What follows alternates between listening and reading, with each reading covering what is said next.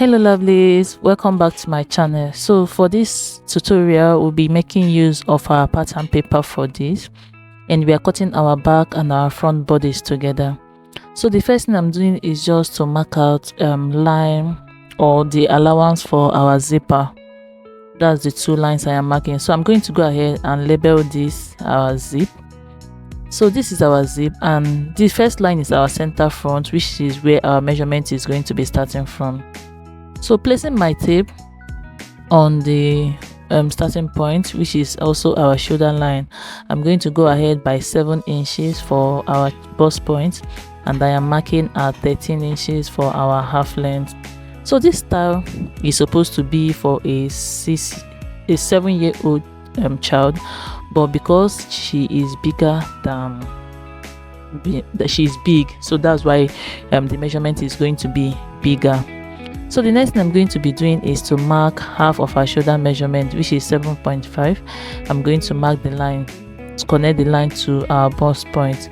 For this measurement, for the allowance, I'm going to be adding it when I want to transfer this to our paper.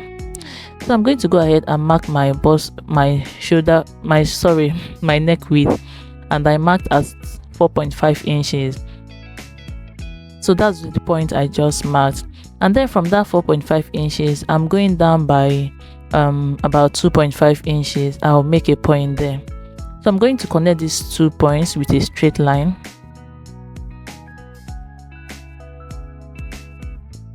and then from there I'm going to connect it to meet my bust point. For this neckline I want it to be around my the same with my bust point line.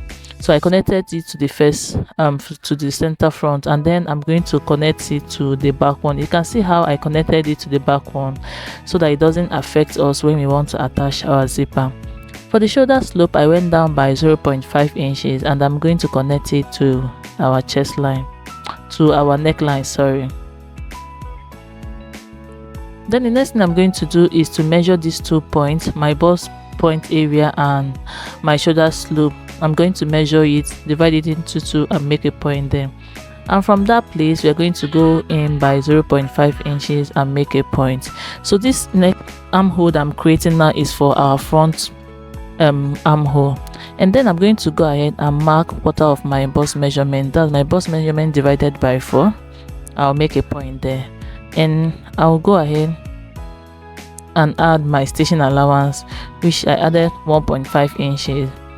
So the next thing I'm going to do is to mark my waistline as well, insert my waist measurement, and then mark my allowance. So I'm going to go ahead and connect all these points. Then I'll connect my armhole, that the 0.5 inches we went in, my shoulder slope, and then my bust point, not at my not at the allowance that I added, at the bust point. Then I'm also going to create the back neckline armhole, sorry, I keep making mistake, which is just the one that is going to go through the bust point that we armhole line that we marked. I hope you understand this. So I'm going to cut the back one first, all the back measurements or lines first, then transfer it to my fabric before trimming out all the back excesses to cut out our neck one, our front one, sorry. I'm going to show you guys as we go on with the video. So I hope you are enjoying this video. Please subscribe to my channel if you haven't subscribed. Give me a thumbs up, share my videos to family and friends, and please turn on your notification bell so that once I upload a new video you will be notified. So this is the back pattern. I've transferred it to my fabric. You can see I added allowance all around, but no allowance at the 2 seam side because I've already added stitching allowance, but every other side have about ½ inch of it. So I'm just cutting open the zipper allowance. So we're going to go ahead and trim off this front armhole and also trim off the zipper allowance. Then I'm going to go ahead and transfer this. So I've transferred it to the front bodies, and I also added allowance just like we did for the back one, and I also cut my fabric into 2. I'm using one as my lining. If you can use your normal lining if it's available for you. So I'm going to go ahead and stitch on my neckline and also on my armhole, but I'm going to pin this down off camera before stitching it down. And I'm doing the same thing for the back bodice. I also cut out 2 pieces for it, one for my lining and one for the main fabric. So this is it after I was done stitching it down. I'm just taking out all my pins and I'm going to go ahead and make notches where necessary.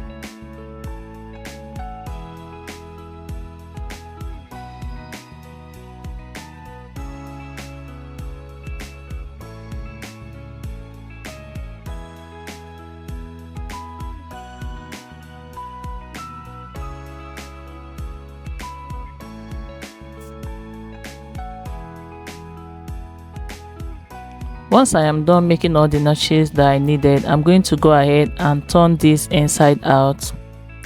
Because the armhole or the shoulder opening is small, I'm using my scissors to push it out. You can as well cut this pattern or this star in an off shoulder pattern if you want to. I have a tutorial on it, but I just decided to do it this way today. So once I am done, please go ahead and iron it if you have the means of ironing. Then the next thing I'm going to do is to place these pieces front facing front, and I'm going to go ahead and stitch on my neck, on my shoulder line. For this, I'm just doing the normal top to top stitching. If you want the invisible one, I have the tutorial on my channel. Please check some of my videos, you'll see it. So I also went ahead to stitch on my seam side as well. You can see it after I was done stitching. I'm just taking out my pins and the label of my fabric. I'm going to take it out afterwards once I am about to iron, or I have means of ironing. I'm going to take it out. So this is it after I was done. Then for our gathers, this is my fabric for gathering it. Okay, before I proceed, I'm making use of 3 yards for this star because, like I mentioned, the child is bigger. So I just took out my half length, then I measured the remaining of my fabric of my measurement, and then add a stitching allowance. So the first thing I did is to hem the fabric and then gather the upper part. So this is it after I was done gathering. I'm going to put in the description box how to gather your fabric in case you do not know how to gather it.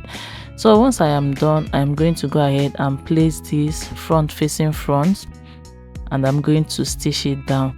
And while gathering, please do not gather your zipper allowance. So for the ruffle on the shoulder, I have for the width I have about 8 inches, and then for the length I have about 15 inches if I'm not mistaken, and I have 2 of it, and I'm going to stitch it all around and then turn it inside out. So this is it after I was done. I'm going to go ahead and attach the ruffle before we work on the zipper. So all I'm going to do is to fold this into 2 to get the center front, and the 8 inches that I used, I reduced it by 1 inch before stitching each round.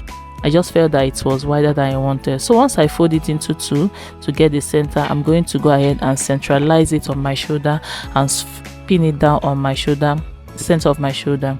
Then I'm going to go ahead and stitch it down. So I'm stitching about 2 inches from my shoulder to the front, and then 2 inches from my other shoulder to the back.